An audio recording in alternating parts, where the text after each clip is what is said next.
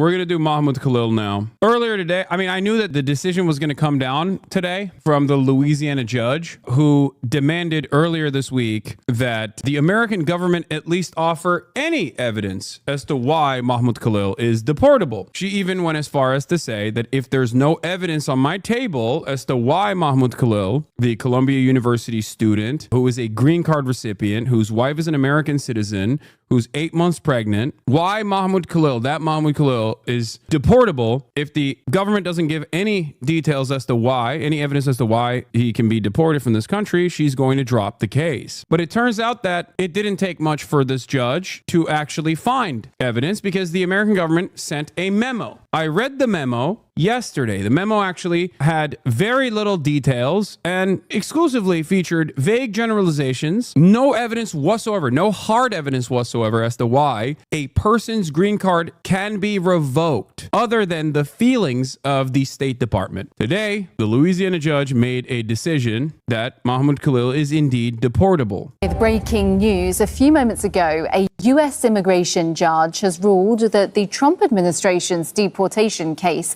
against pro-Palestinian activist Mahmoud Khalil can move forward. Well, we can speak with Shihab Bratunzi, who is live for us outside the Immigration Detention Center in Gina, Louisiana. Now, this has just happened, Shihab. So the judge has ruled that the deportation case can go ahead. Due process is dead today officially? No. I want you to understand the wrongdoings that took place today and how important of a boundary this was that the Louisiana judge basically broke, but there is obviously still an opportunity to contest this deportation. There is still a bunch of things that are taking place, and I'll describe it to you in a second. Let's just continue. To the court, detailing the reasons for the removal were reasonable. The letter secretary said explaining the reason is reasonable. The DHS, so the Department of Homeland Security, has met its burden, she said. However, Khalil is open to a relief application on April the 23rd, and there was a discussion of whether he be deported to Syria or Algeria.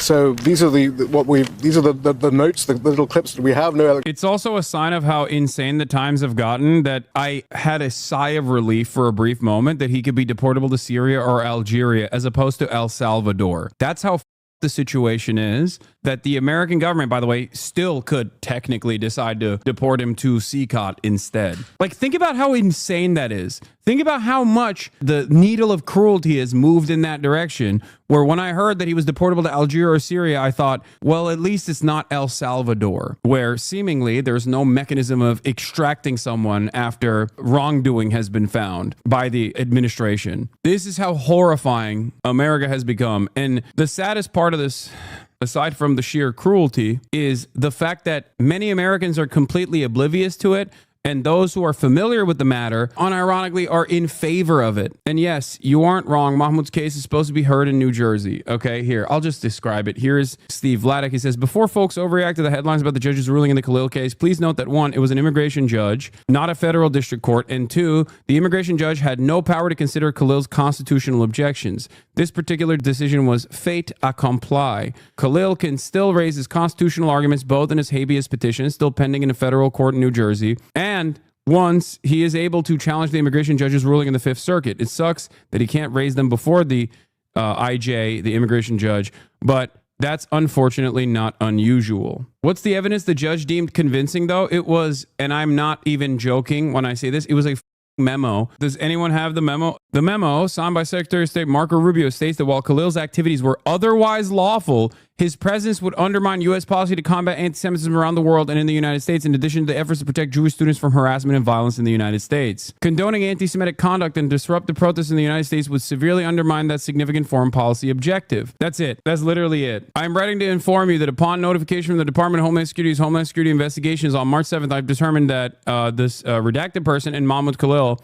both U.S. lawful permanent residents, are deportable aliens under INA Section 237 I understand that ICE now intends to initiate removal charges against them based on assurances from DHS, ICE, and HSI. Under INA Section 237, an alien is deportable from the United States if the Secretary of State has reasonable ground to believe that the alien's presence or activities in the United States would have potentially serious adverse foreign policy consequences for the United States. For cases in which the basis for this determination is the alien's past, current, or expected beliefs, statements, or associations that are otherwise lawful, the Secretary of State must personally determine that the alien's presence or activities would compromise a compelling U.S. foreign policy asset. They also openly recognize that this person is otherwise a lawful, like there is no misconduct. He has engaged in an otherwise lawful manner, but the opinion of the Secretary of State is that he is dangerous and therefore deportable. Do you understand how insane that is? Just thought crimes. So Judge Jamie Commons had ordered the U.S. government to produce evidence against Mahmoud Khalil ahead of a hearing on Friday to decide whether the government can continue detaining him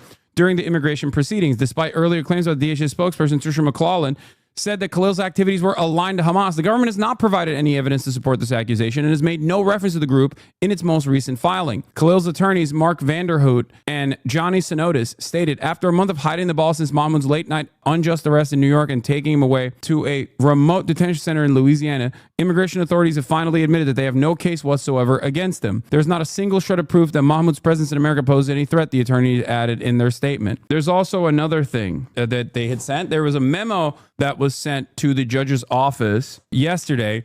And the memo basically said that Mahmoud and this other person were involved in protests. That's it. And the protests were scary for Jewish students. That's it. That was the evidence in the memo. Like, I'm not even joking. Like, that is literally the memo. Information provided by the DHS, ICE, HSI regarding the participation and roles of Redacted and Khalil in anti-Semitic protests and disruptive activities which fosters a hostile environment for Jewish students in the United States. My determination is based on citations for unlawful activity during these protests. The public actions and continued presence of the Redacted and Khalil in the United States undermine U.S. policy to combat anti-Semitism around the world. That's only for the redacted person, by the way, not Khalil. The citations for unlawful activity don't even apply to Khalil. No, it says for both of them. You have to understand something. They're saying that the protest had unlawful activity. They do not say what that unlawful activity is. There's no evidence for said unlawful activity. And also beyond that, there's no direct evidence for either the redacted person or Mahmoud Khalil engaging in the unlawful activity. They're simply saying that the determination is alleged unlawful activity that they vaguely tie back to these two people. The point I'm making here is that even for the redacted person, there is no evidence for unlawful activity directly. There might be, but there's none here. Unlawful activity exists, okay? There's no evidence for that either. But let's say there is unlawful activity that has taken place in these protests. That's not too difficult to determine. You can say someone kicked over a trash can, right? You can say someone kicked over a trash can. That's unlawful activity. That's causing a disturbance, whatever. They didn't even do that. And even if they were to do that, they did not point it directly at either of these people. They did not say Mahmoud Khalil kicked over a trash can or the redacted person kicked over a trash can. They're simply saying trash cans were kicked over. They're not even saying that, but let's say that they did say that they are somehow responsible for it.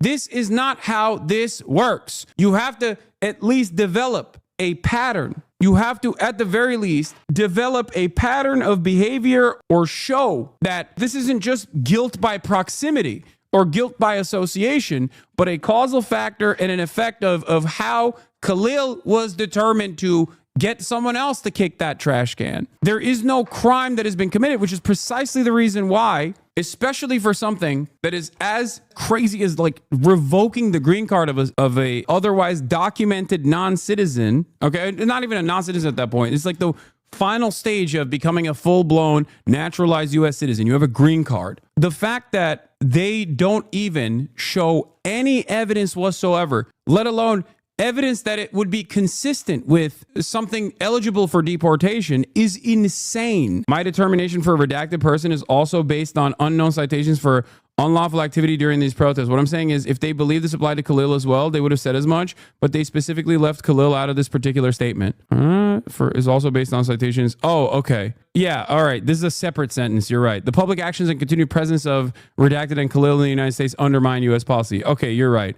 I was wrong. Megaphonics is right. I was wrong. They're not even making a statement for both the redacted person and Khalil, based on citations for unlawful activity in these protests. But they are making a determination for the redacted person for citations for unlawful activity during these protests. Even then, though, there is no evidence for unlawful activity, and this leaves it up to determine. This is so vague in and of itself. This is so unimaginably vague in and of itself to say that there was unlawful activity that took place in these protests, and this person may have contributed to it. Citations or a green card holder can get deported for a speeding ticket?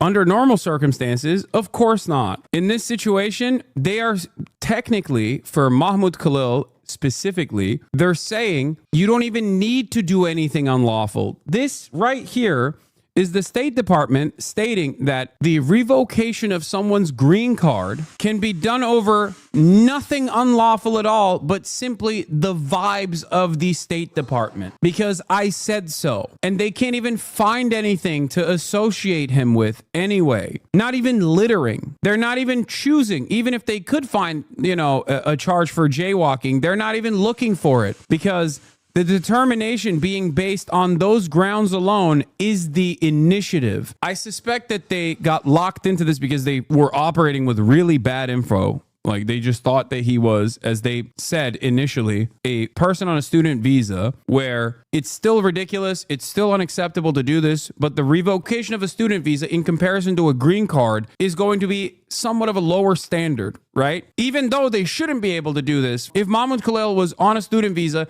they still should not have been able to do this. But the very fact that he's also a green card holder, married to an American citizen who's, pregnant, 8 months pregnant, like, this is a very, very sympathetic figure. And they ran with it regardless because they were just locked in. They didn't just go, all right, we'll burn this case and then we'll move on to the next one, where we can make a more compelling argument as to why this person should be deported. Because eventually their goal was to do this anyway.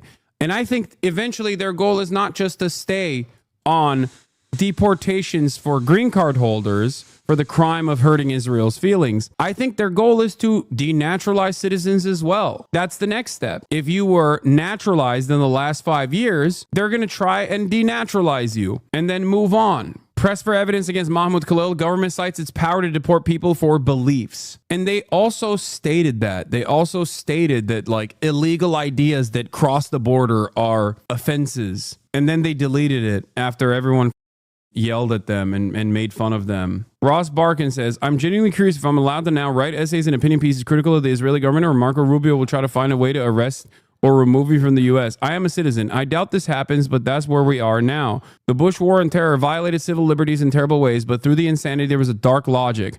9/11 happened and America had to be protected. Trump deporting pro-Palestinian protesters has no logic. It's just insidious and a violation of the First Amendment. The reality of the matter is that without the post 9/11 destruction of American civil liberties, Donald Trump would not be able to do this.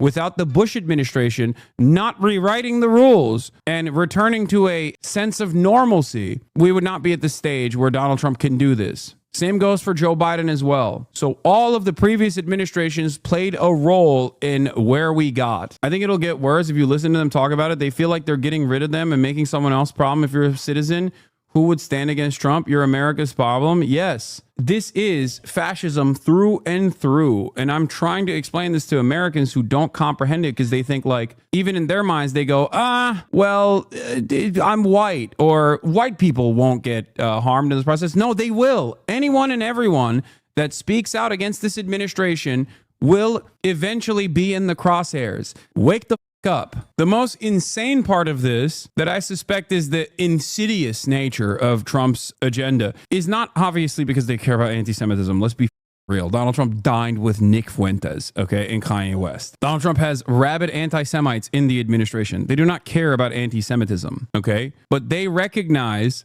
that they want to undermine the First Amendment. And the most effective way of eroding constitutional protections for free speech, free association, free assembly, free press is by tackling an issue that actually does have institutional muscle.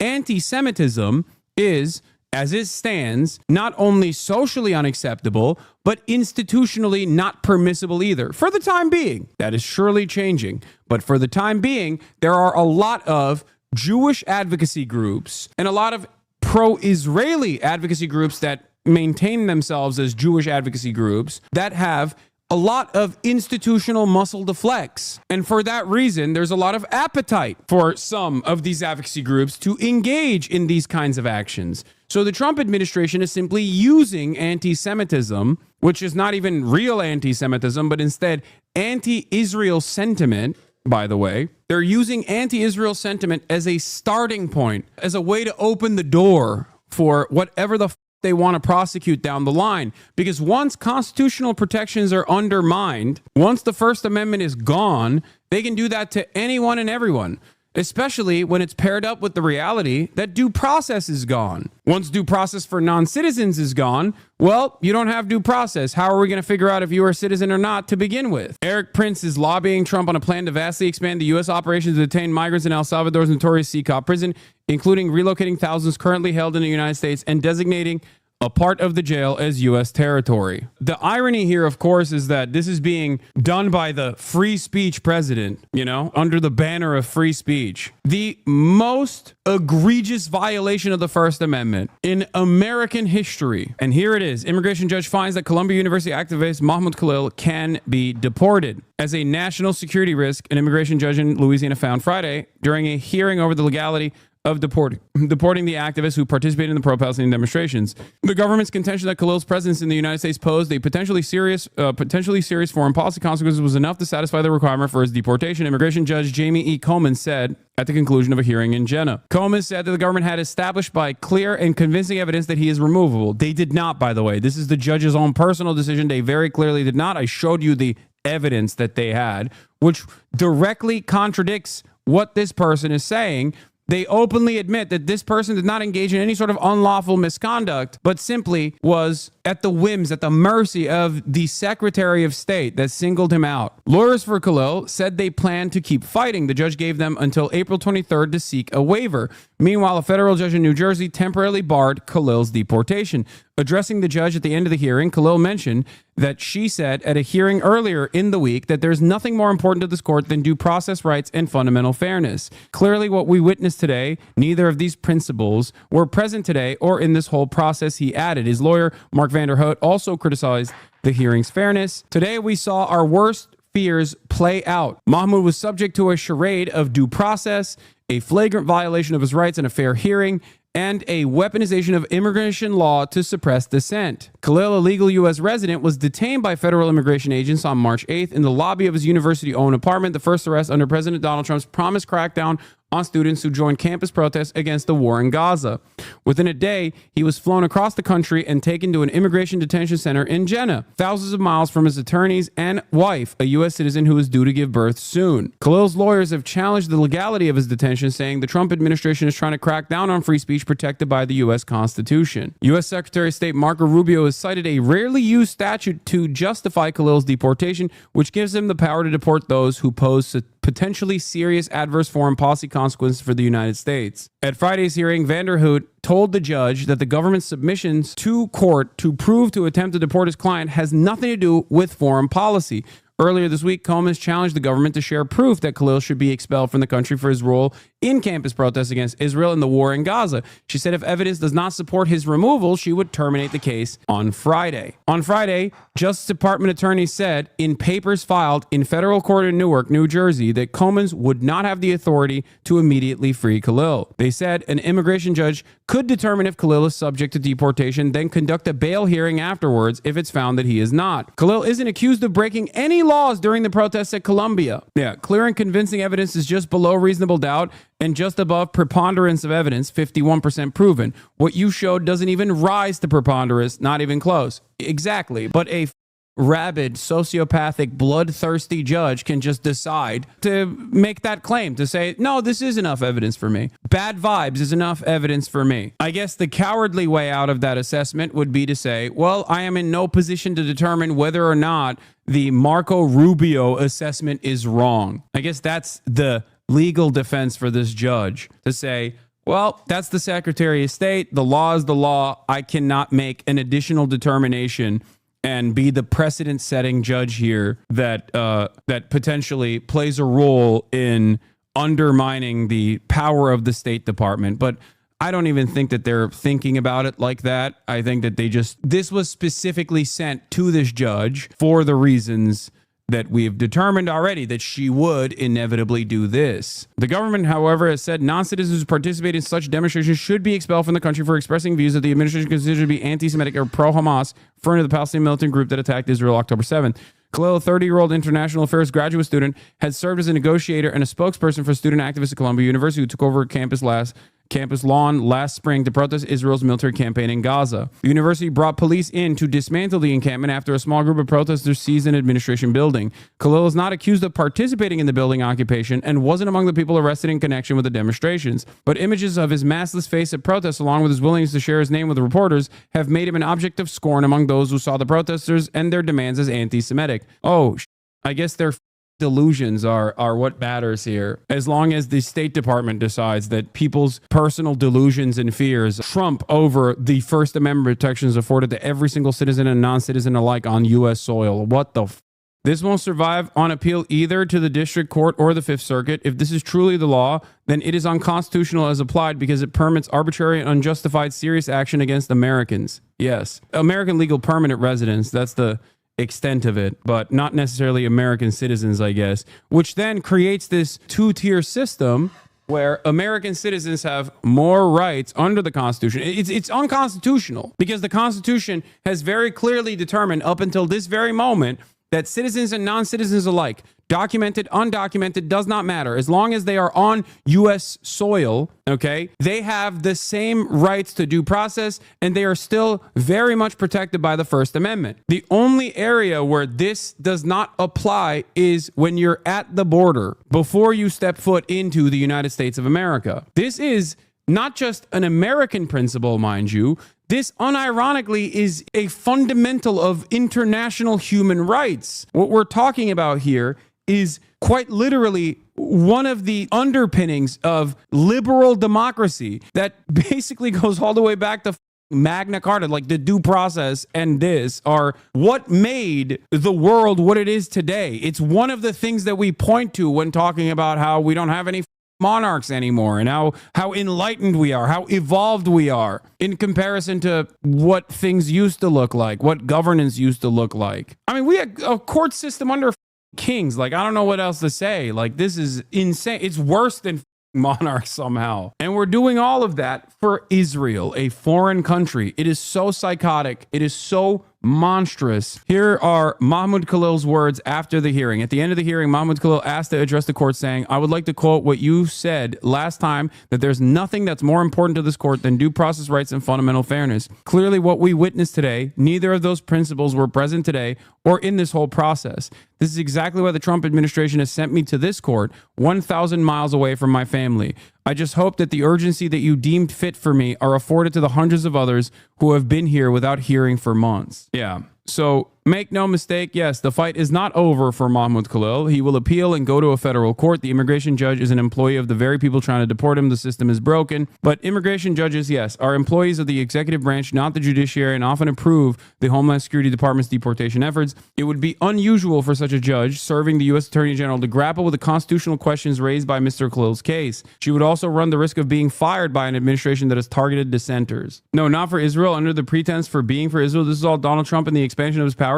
Yes, this is true. I do agree with that statement, by the way. As it stands, it is ostensibly for anti-Semitism, but it's actually for Israel. But even then, it's not just for Israel. It is actually to just violate and shred the First Amendment. That's all this is about. The pro-Israeli lobby and pro-Israeli advocacy groups that masquerade as Jewish advocacy groups have a lot of institutional muscle to flex. So they're simply using that institutional muscle because there's no other group in the United States of America, as far as like personal advocacy groups, that have that same level of institutional muscle. So they're just simply using this as a opportunity to open up the floodgates against the First Amendment. This is precisely the reason why in our history, we have already violated the First Amendment on numerous occasions. For Israel, to begin with, anti-BDS laws in 37 states is a clear-cut definitional example of said violation. Do you see the admin doing this as a starting point to shred the First Amendment and to later move to something something bigger? Do you think they're only focused on anti-Israel non-citizens? No, I don't think that they're going to stay only focused on anti-Israel non-citizens. I think that they're going to go from anti-Israel to like other erroneous